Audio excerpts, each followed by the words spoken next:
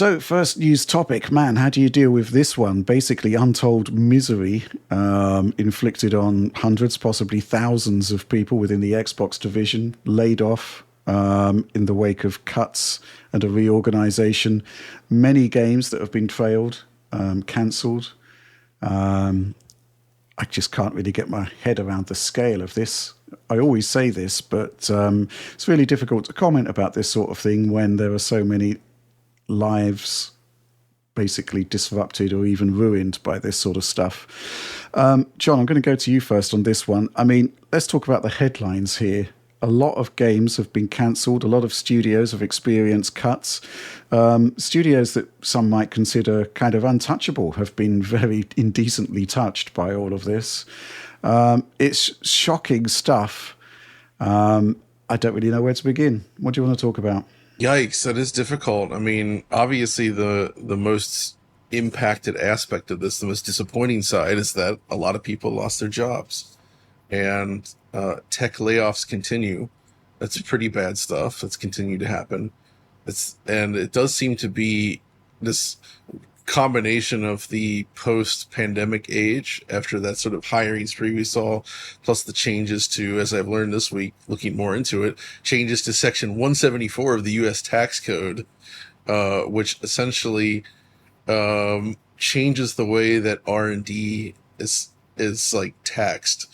Instead of it's spread out over years rather than simply deducting it immediately. So it's sort of like changed the way that companies view this stuff, and it feels like the most easy way to reduce spending and keep the money high is headcount cut. But what's really disappointing about the Xbox layoff in particular is that Xbox was profitable, right? This is not a Right. business that was failing. It makes perfect sense for a large company to cut off the businesses that have struggled for years and are not making any money, but Xbox was making money. So this really feels to me like this continued obsession with driving AI development. Microsoft is all about Copilot. It's all about investing as many billions as they can into it. There's even these tone deaf like posts from people there basically saying like, oh yeah, you can, those that lost your jobs, you can use Copilot to help you, to feel better and figure out where to go next with your career. And we're looking to up our game devs with by leveraging Copilot to make them more efficient. Like it's just, Is this really happening? yes. That's astonishingly tone deaf. I absolutely. There was a LinkedIn post this morning. Let me actually find it. Yeah, this just blew my mind. Where executive producer at Xbox Game Studios, Matt Turnbull, suggested, Brandon Sheffield actually found this. He suggested on LinkedIn that people who have been let go should turn to AI for help. And he posted this long spiel about how you can use large language model AI tools such as Copilot to help reduce the emotional and cognitive load that comes with job loss. Uh, this is honestly just astoundingly tone deaf. And you also see it in, I have to say, Phil's message as well, who, in that message to employees, he had to take the time to address shareholders by saying like, yeah, we have our strongest, our best lineup in Xbox history. We're making all this money, but we got to let you go. It's kind of the message you get. So like all of this just feels like this, like these orders coming from on high, from top Microsoft, that all seems to center around the investment in things like AI, which is where they're like super focused right now. Now, that's not to say that Microsoft hasn't had its issues. The Xbox brand has struggled a lot since Xbox One. Actually, since the later Xbox 360. I mean, the damage that Don Matrick did is legendary, completely shifting the momentum of the brand and reducing things in a way that like just never worked out. And then they've never been able to find their way back, I would feel. And even with all these studio acquisitions, Xbox has continued to struggle to get really key titles out the door, both in a timely fashion and at the quality fans demand. I mean, I think the Halo Infinite situation is legendary at this point. They dropped the Yep. ball big time. Um, I would say Turn 10 dropped the ball with rebooting Forza Motorsport last year. Games like Starfield are good, but it didn't hit the way that I think they would have wanted. And it just felt like Microsoft was unable to catch a break and just get these titles at the door that resonate with people in the way that the biggest games from Sony and Nintendo do, right? But they were still making Right. money, and like Game Pass was still making money. So like, to me, it just feels like all of this ties into Microsoft just shifting where their business is going, and they don't view Xbox, they don't view games the way that perhaps people like us want, right? And it does, and because of all the job loss associated with it, and it's not just Xbox people that lost their jobs, by the way. They did a lot of head cutting again. I think the total Microsoft cuts this year is over 15,000 people, which is Hmm. pretty insane. Um, Right. so the whole situation is just dark and upsetting, and it's something that we're really seeing in the West, and something especially in the West. But something that really hit home this morning when discussing this with some friends was like, somebody noted that, like, you look at somebody like Andrew Wilson, Bobby Kotick when he was still at Activision, they're making 30 million, 150 million a year as the CEOs. They're even taking pay increases. They're making so much. You look at Nintendo, and the CEO is making like 1.8 million. Miyamoto is making like 1.4 million. I mean, this is consistent with other Japanese companies, and they're not going through this same sort of like extreme layoff stuff either. It just feels like the world of capitalism has become even worse than ever, and like this like short-sightedness and focus on AI is really a big symptom of it. It's very frustrating to watch. There was a report from Windows Central saying that Microsoft's overall aim to build up $80 billion worth of AI server infrastructure may have had something to do with this reorganization. No idea if that's true or not. And here's the thing: the amount of visibility you have on the decision making behind all of this stuff, you're only seeing Right. the end result of it. You don't Exactly. really know.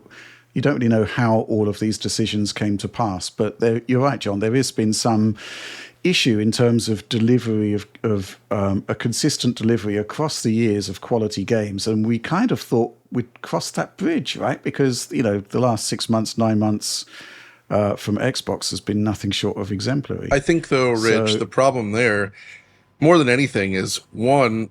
I think it. So they had the lineup in the last 6 months that they needed to have like 3 years ago, right? right, And it's too late. The genie's out of the bottle. They'd already shifted to this multi-platform strategy. The energy around Xbox is like out. It's gone.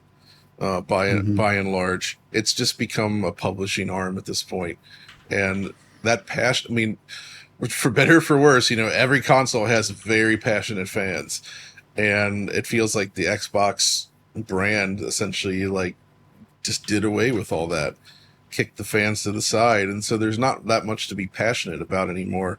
Individual games, yes, but the brand as a whole, not so much. And that's too late. But then, of course, obviously, the other big part here is that they canceled a lot of big games, right? yeah, let's go through that because there's a lot to get through, isn't there? Should Yes, we talk about Perfect Dark first? Because I there's been agree. quite Yep. a lot of discussion about that, and also I think some misinformation that's got out there. But yeah, take it away on that one. Yeah, so Perfect Dark, it's no secret this has been in development for a long time. I think it was clearly a very difficult project. But as far as, you know, just based on chats around, the impression I get is that it was actually getting back on track. And like, we don't know for sure, but like the word is that, they were making good progress. It was primarily Crystal Dynamics working alongside Sumo Digital, with the initiative sprinkled in there as well. I would say the initiative concept didn't really work out as a small creative house, lots of clashing personalities, perhaps, things not necessarily going as you would want there. But Crystal Dynamics, Sumo, they're very experienced developers. Uh, and there was this like discussion around the demo shown where it's like, oh, this is all fake. This is just like a pre-rendered thing, or just like a totally faked demo. It's not really playable. They were nowhere near that, and I don't think that's the case. I think what they presented was a traditional vertical slice, And what people on the development team have even very specifically said, it was a fully playable piece.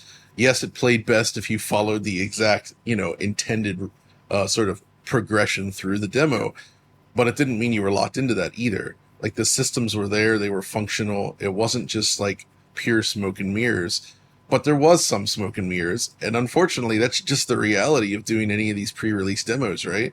And you got to do it carefully in order to sort of like make sure that what you're showing is actually representative of what you're going to be able to achieve. This is something that we've seen. Sony got pretty good with this after a while, after massively failing with their CG trailer-a-thon that was the PS Triple reveal. But then you look at later stuff, especially like the Naughty Dog demos, the Resistance demos, stuff on the PS3, and then going forward from there, you look at the reveal of like Killzone Shadowfall and all that. Like they were delivering demos that were technically those vertical slices, but they delivered what the game received. Microsoft's no stranger to this either. They did it with Halo 2, of course. Bungie did back in the day, which we know, that was also a narrow vertical slice. It didn't really ship in the game, but it was representative and playable. And I think that was the case here. So I think, and I'm sad that they were not able to continue this. Obviously, we're not privy to any of the financial details here. And from a business perspective, I can see there's frustration with how much time and money have likely been sunk into the project. And it also brings up like the sunk cost fallacy, when you think about continuing this. But still, they needed something like this, I feel. They needed games like this in their portfolio. And to just kill it like this after it seemed like it was getting back on track, I don't know, man. I'm not happy about it. Well, there's a lot of stuff that was effectively cancelled. There's Everwild. That's no longer happening. So that raises questions about the future of one of the industry's most, And long. Greg Mayall's left as well, who's been there. Yep. He was there for 35 years. I mean, he was basically like the guy that made Banjo, among many other things. Yeah. There's also talk that Romero Games' new shooting game was cancelled by Xbox. Avalanche's Contraband trailer disappears, speculation mounting. Turn 10, there's reports there that 50%, I mean, this is kind of like what I'm talking about sort of untouchable developers getting huge cuts. I mean, Turn 10 apparently losing 50% of their staff. It's nuts. Shocking. I mean, absolutely shocking. Oliver, where do you want to start on this? This is horrible. To add to your list, there was also an MMO at ZeniMax called Blackbird. It was apparently Blackbird was the code name, and it was being developed with, I think, about 300 employees. That was completely shuttered. That's a project that apparently was in the works since 2018. Apparently, Phil Spencer was so impressed that he had to have a controller pulled away from him in a demo, at least according to some lore that's been spread around about this title. So that's another big one. Obviously, big MMOs are games we do not see that often, but when they hit big, obviously. And apparently, they lost faith in the project. But yeah, overall, I mean, I think this sucks. Especially Perfect Dark is such a weird game to kind of cancel because they showed it off. It was such a big title for them at that point. I know that John was very excited for that game. I know they had a lot of interesting talent behind it. I know they had a really interesting vision for it. They obviously showed off a vertical slice, but it was good, like in-engine stuff. And as you said, that's like pretty representative for a lot of games in that stage of development. So it's not unusual.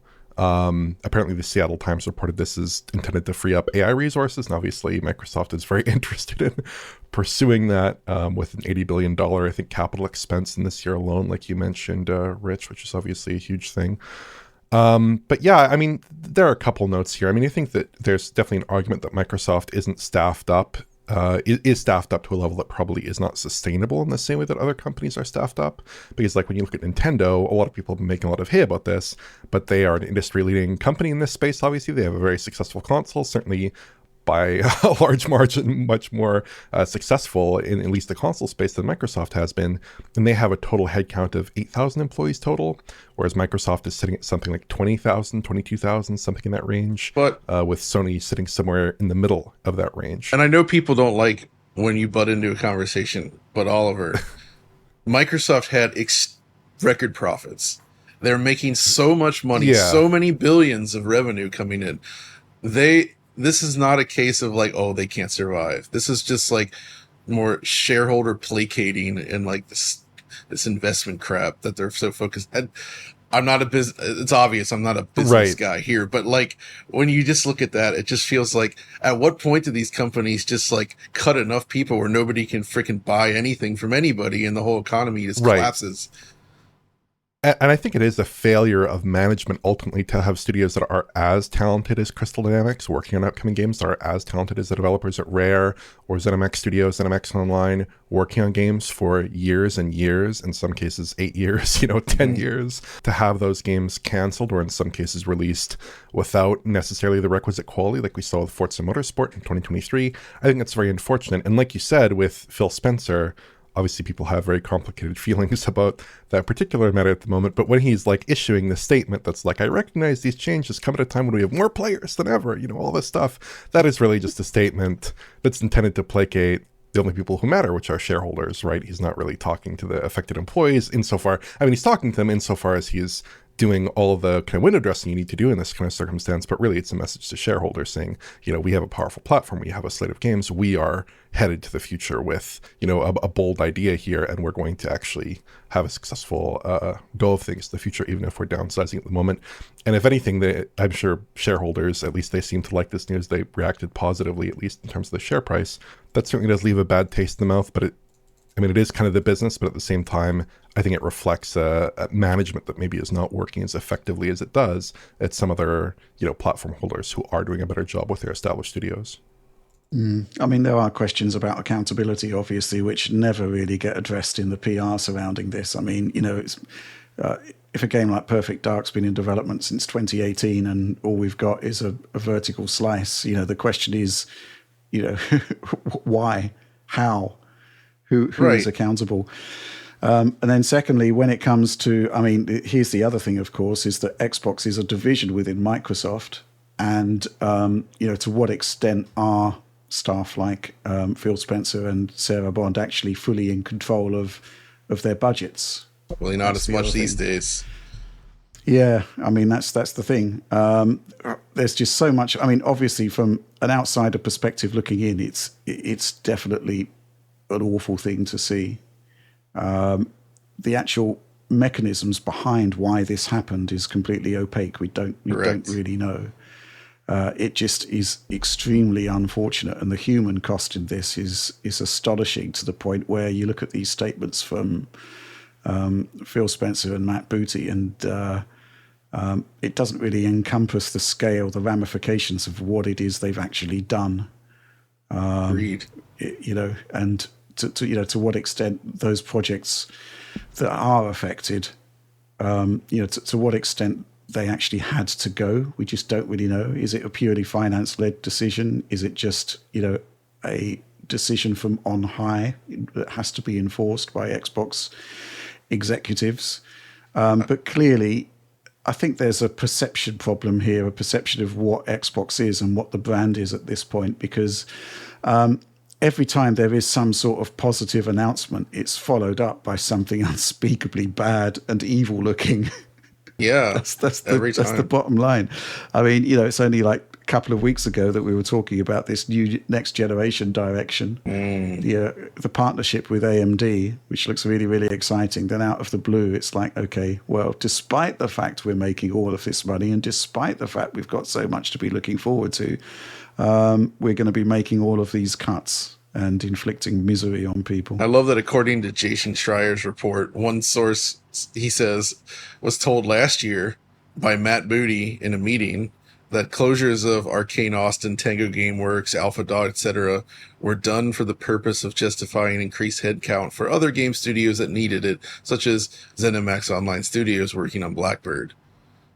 Right. So it's just more of this stuff where it all feels like sacrifice to the AI blood god at this point. And, man, for this whole topic, I am definitely upset because I do know people affected by this. And when you see what it's doing to people, it really hurts. And it's just those tone deaf replies from execs that's just shockingly, it's painful to read it. So, and then there's just beyond that, there's the human cost. There's the, just what it means for the console industry, what it means for Xbox. I think at this point, no company should ever allow themselves to be acquired by Microsoft. If you're a gaming company, don't do it. Stay out of it. It's a bad deal. People were saying this during the Activision stuff. Everyone that supported that was wrong completely. If we supported it, we were wrong. This was a big mistake. All of this stuff. You can apply that to any kind of corporate acquisition, I think. Not necessarily, but like... Well, look at what happened at Bungie, for example. It's more the scale, right? Bungie is a single entity. And I think it's pretty clear that Bungie itself was moving in this direction anyways, right? I'm not sure Bungie's fate would have been different had they not been acquired, is what I'm saying. And some of these companies, the business reality is some of them, without acquisition, could not have made it. Furthermore, not every game project succeeds, right? It's very difficult to ship anything these days, as we know. And some of these just have to be put out to pasture after a certain point. It seems like the failure with Microsoft is that they allow these projects to go on far too long before stepping in. And then when they do step in, it feels like one of the first reactions is, well, just cut it. So like, it doesn't seem like they're getting the kind of support that you might get from other companies, right? Third-party companies working with Nintendo on Nintendo-developed games, for instance, have a very, very, very different track record. Nintendo really seems to support them and help them get stuff made. I mean, you look at what happened with like something like Metroid Dread. Like the track record of Mercury Steam wasn't actually very good before that, right? And then they helped them basically, essentially create like incredibly well-made games, and that changes the fate of the studio, I would say. Microsoft's not able to support these companies. It's also really not helpful that most of these layoffs are occurring within the U.S. context, because in some other places, maybe you say, you lose your job, you have welfare to fall back on, you have your health care, but in the U.S., it's a different situation, right? So with so many things really tied to employment in the United States, you end up with these really like nasty situations where cutting someone off from employment just conditions a ton of other failure points in their life, right? So it's really challenging to deal with, and I completely understand and sympathize with people who are in this position, because it's a really terrible position to be in, right? Let's deal with some supporter questions. Kevin Booth says, "Hi DF crew, exclamation point. Given the troubling situation continuing to develop within Microsoft and the Xbox team specifically, does this represent an Icarus moment for the Xbox brand? The topic of Microsoft's mega acquisitions of ABK and ZeniMax has been discussed ad nauseum as the Eye of Sauron, Satcher, is hovering intensely over Xbox to recoup the investment. While Game Pass offers great value to gamers, I can't help but wonder if Xbox leadership has crossed the event horizon on this strategy. Is selling full-price software on competing platforms enough to sustain the existing business model, or does this demand drastic and potentially very unpopular changes to Game Pass? Thanks and keep up the great work! Exclamation point. The funny thing is, of course, that Microsoft is bringing in record revenue, seemingly. And Game Pass seems to be working. As to whether it's the best possible solution for, the publication and distribution of games, I think that's still up for debate. I'm not quite sure whether this is actually an Xbox problem rather than a Microsoft problem that Xbox is a big part of. Any thoughts on that, Oliver? I would hope that it's enough to sustain the existing business model. Like you said, Microsoft Gaming is a profitable enterprise, and even though they obviously absorbed another very profitable company recently, which perhaps explains some of that profit there. I would hope their core franchises are popular enough and make enough money. I think we might be at an inflection point with some AAA where maybe the business case for certain titles is not really making sense, but I wouldn't be able to comment. Like, obviously there are some titles like Avowed, like Indiana Jones, certain games that didn't hit super big on Steam, but you have to think with the Game Pass model, they might be doing really well on Game Pass. Microsoft, I'm sure, has their own metrics in terms of evaluating the relative success of different titles in the platform. But I could see, like, I think the merit in this question is I can totally see Microsoft moving away from certain styles of games, certain expenses in terms of their game allocation for any given year. But I don't think that Microsoft is in a particularly dire state. Like, they are profitable. They clearly have the revenues to sustain these projects. They just decided that for whatever reason, these projects, these studios were, first in the chopping block in order to potentially fund other ambitions in AI or other areas of the business, right? And that's ultimately not a very nice decision. But there are realities that face this business, but I don't think these are necessarily realities that are shaping this decision too much. Right. We also have this question from Todd Weitzel.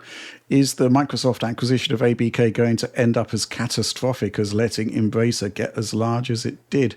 I don't know what you think about that, John, but I think the difference is that Embracer definitely looked completely unsustainable based on the kind of complete buying spree that they were going on, whereas the financials from Microsoft kind of suggested something different. Yeah, big time. I mean, it's pretty obvious that the Embracer model couldn't be sustained, especially when they were so reliant on a deal that didn't go through with the Saudis. I mean, you can see that moment when Lars found out about that during an investor conference or some sort of talk. And yeah, they simply didn't have the money. Microsoft, Right. of course, they do. They're making that money. But man, it's it's their this is difficult because obviously it seems to me that the leadership at Microsoft these days doesn't really have any interest or respect for games. Like, that's not where they're at. And whatever, that's not what Microsoft is as a company. They are primarily like a services company, and even more so than ever, it's Satya and them are obsessed with AI. And I think to them, they're just constantly looking for more capital and investment money they can throw at their AI project. And if they have no interest in the games market, it's very easy for them to just like slice and dice, right? Like, to them, it's just like, well, we can just use these resources to do the thing that I care about, which is AI. Right. So Okay. I think they could support Xbox. They could support these projects. They have the money. Xbox was not necessarily losing money. They were in the black. Like, I feel like if they had really wanted to do it, they probably could have. And I'm sure the Xbox leadership would love to have been able to continue. Now, I do think some of the projects that were canceled probably make sense. Something like Everwild, for instance, that went on way, way, way too long. It was clearly just not going to get done. They really needed to consider putting Rare on other projects, smaller projects. But that just ties into the overall Microsoft mismanagement of studios, where it feels like they give them too much freedom up into the point where they really need help, and then it's just kind of like, well, that's it, I think there's an especial level of disappointment here because ultimately Microsoft are Microsoft, one of the biggest companies in the world. Huge amount of resources available. Also a platform holder, and with that comes a certain degree of responsibility. And also, of course, they become the focus, however weird it is, for, kind of almost fan worship for that particular brand. And it is the same, I guess, for Sony as well, for some reason, which I've never quite fathomed. So, obviously you're looking to them for leadership and you're not really seeing it here. And what you are seeing is profound disappointment. And profound disappointment after profound disappointment, because a lot of this has echoes of the whole Hi-Fi Rush Tango Gameworks situation, where a game is lauded for being successful and then suddenly it's, the studio is closed or being sold off. There's always been a historical issue with messaging from Microsoft. Similarly, there's another case with this one where Everwild from Rare has been cancelled. And, we've got comments from Phil Spencer saying, hey, it's coming along really great. The developers need time. We're going to give them time. Well, guess what? They haven't had time. It just really it comes across so badly, but it keeps on happening.